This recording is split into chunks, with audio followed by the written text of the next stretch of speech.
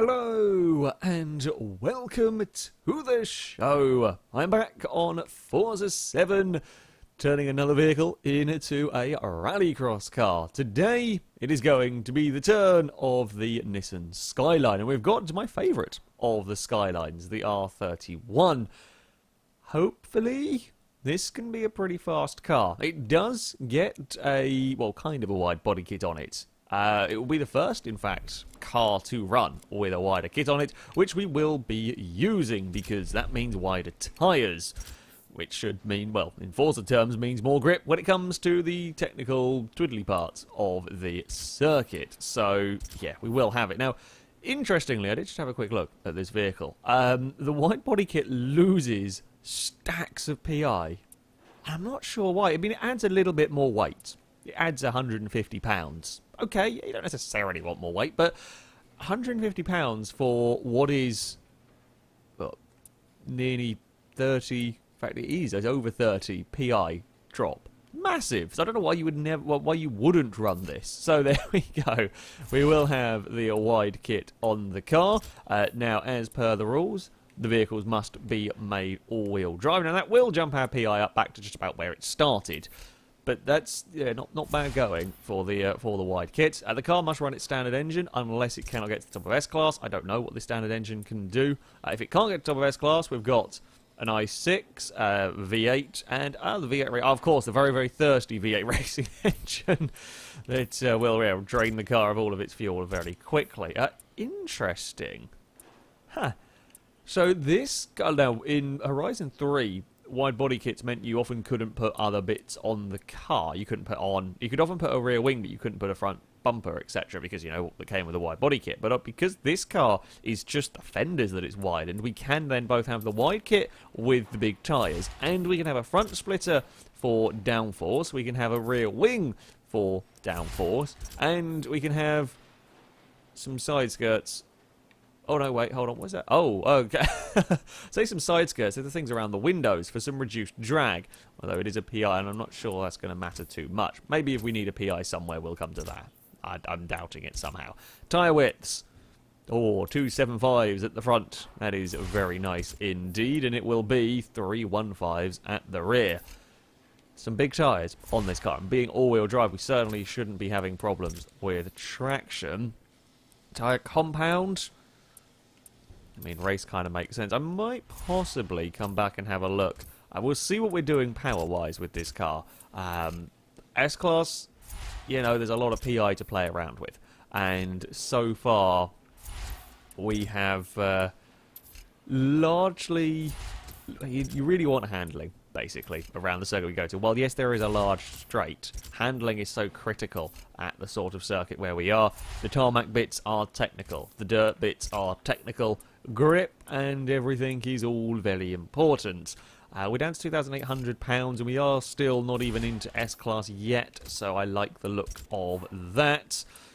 Let's start sticking on the performance bits. As I said, I don't know what we're going to get out of this engine. I'm not expecting this to be a massively powerful engine, but it doesn't have to be a massively powerful engine. You know, we need to get it to the top of S-Class, but to do that, we might not need more than about 400 and, well, by the looks of it, it's going to be about 400 and 500 horsepower.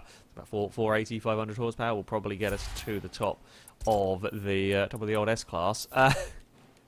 Now, power-to-weight ratio-wise, not terrible. In fact, power-to-weight ratio-wise, 500 horsepower, 2,800-ish pounds is round and about what we have been seeing from vehicles. Well, the vehicles that have been running quickly. Of course, the Jeep was massively lighter and massively more powerful, but the Jeep was an odd one out. We don't really count the Jeep on the most part. That's up. Have I upgraded the engine? Oh, we can get that a little bit more. Okay, standard engine is not the most amazing thing. Well, it's not the most amazing thing in existence. It's... Come on. Here we go. We'll get the air filter on. It's okay. It's one of those that's annoyingly close to being at the top of the top of S-Class. I've got 10 PI to work with. We can go for more power, but slightly more weight.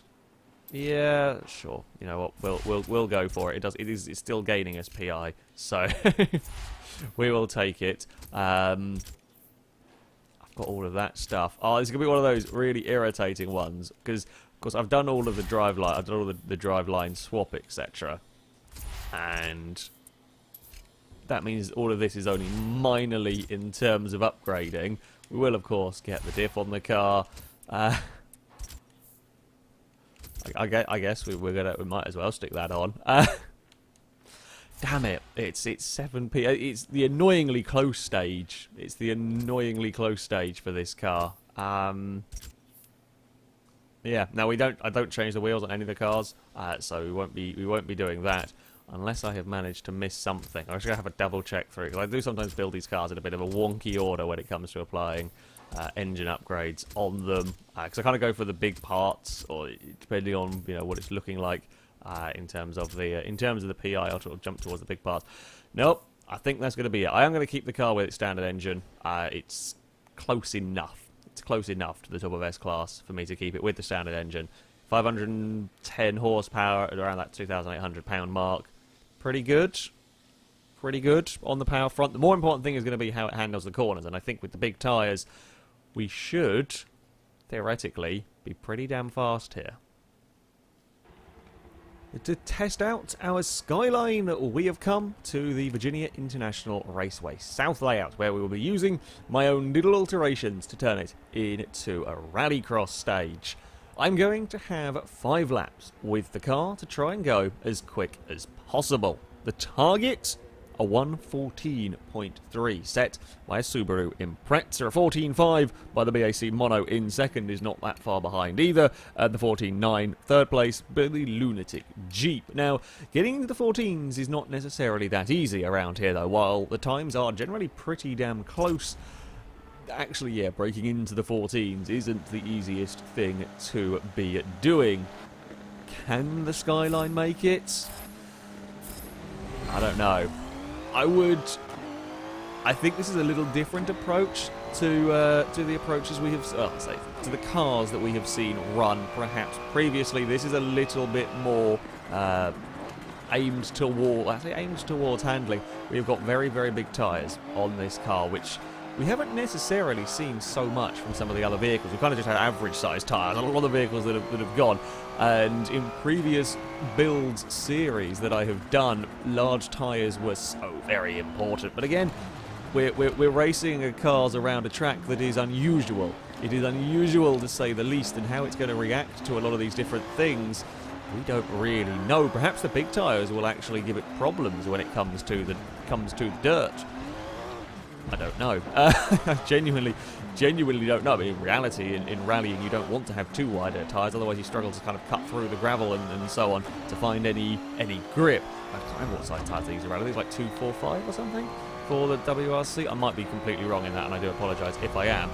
Either way, grip in the Skyline does seem pretty good so far.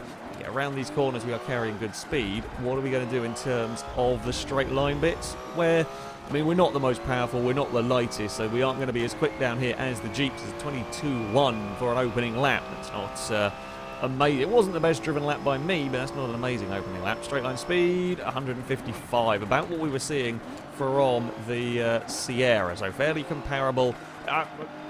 Fairly comparable in terms of stats, fairly comparable in terms of straight line speed. It's now going to have to come down to the corners.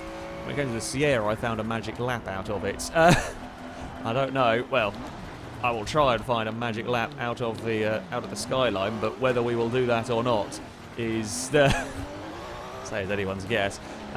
We are. Ooh, I don't know if I like third for that. Maybe second. Maybe second in this car is going to be the way to go around these hairpins. We're going to chuck it in a little bit. Come on, come on, come on, Nissan. Oh no, okay.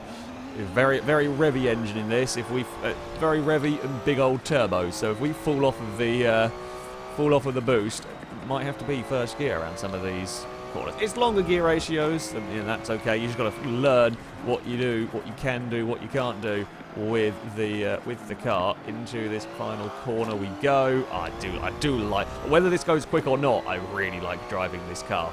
I'm not sure if it's going to be massively quick. 16.6 is not an amazing opening flying lap. I do like it to drive. It's a nice fun car to drive. We can get on the brakes nice and late. I'm still doing the run the wheel onto the onto the grass almost in the braking zone. We're not losing the back end, thankfully.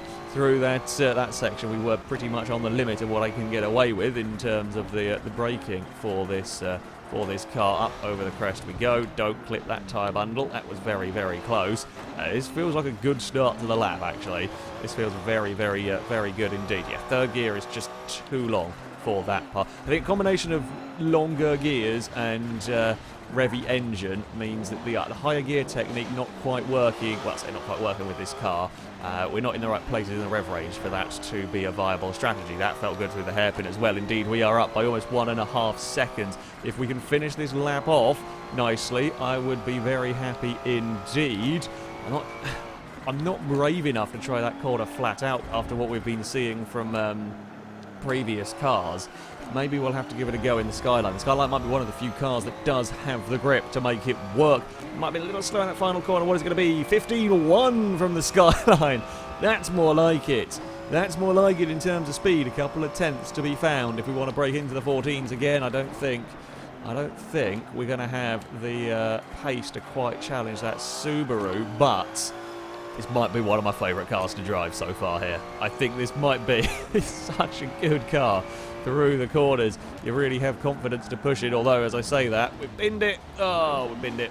Too much speed. That was too much confidence. That is the downside when you have confidence to push the car and do that one. Oopsie. Too much speed, too much bravery was had. I guess now we can try the left-hander flat out, without any fear of screwing up the lap because it's already completely ruined. Yeah, we'll give it a try. We'll see if the Skyline can do it. Only the Quattro, I think, so far has been... I had a feeling like the Kia was flat as well through there, but I might be... Maybe the Kia wasn't going very fast by the time it got to that corner, so it could hold it flat out. Yeah, this is a tough corner to... No, it's not. It's definitely not going to be flat there. It was worth a try. Worth a try, absolutely, but even all of the grip that we have in the Skyline won't work. Right, one more lap. One more lap to try and find, well, I mean, a second would be nice, but I think that is going to be unlikely to find if we can get a couple of tenths. A 14 would be great.